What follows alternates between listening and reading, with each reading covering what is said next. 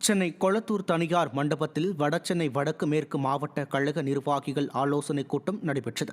கூட்டத்திற்கு முன்னாள் நாடாளுமன்ற உறுப்பினரும் வடசென்னை வடக்கு மேற்கு மாவட்ட கழக செயலாளருமான டிஜி வெங்கடேஷ் பாபு தலைமை வகித்தார். இதில் மாவட்ட பொறுப்பாளரும் கழக அம்மா பேரவை துணை செயலாளருமான எஸ் செல்வம் பங்கேற்ற கழக நிர்வாகிகளுக்கு ஆலோசனைகளை வழங்கினார்.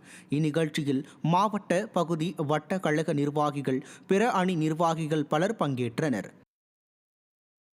மயிலாடுதுறை மாவட்டம் திரு இந்தலூர் மாவட்ட கழக அலுவலகத்தில் மாற்றுக் கட்சியினர் அதிமுகவில் இணையும் நிகழ்ச்சி நடைபெற்றது.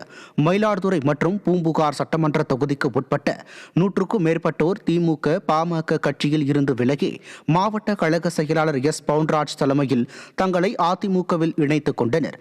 சீர்காழி முன்னாள் சட்டமன்ற உறுப்பினர் மா சக்தி உட்பட கழக நிர்வாகிகள் ஏராளமானோர் இதில் பங்கேற்றனர். அரியலூர் அருகே உள்ள கீழப்பழுவூரில் அம்மா பேரவை சார்பில் அதிமுக சாதனைகள் குறித்த திண்ணை பிரச்சாரம் நடைபெற்றது.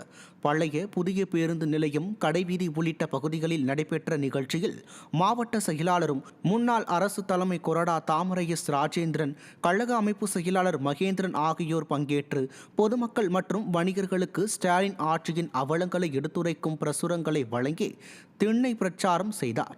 நிகழ்ச்சிக்கு மாவட்ட அம்மா பேரவை செயலாளர் சங்கர் தலைமை வகித்த நிகழ்ச்சியில் ஏராளமான கழக நிர்வாகிகள் பங்கேற்றனர்.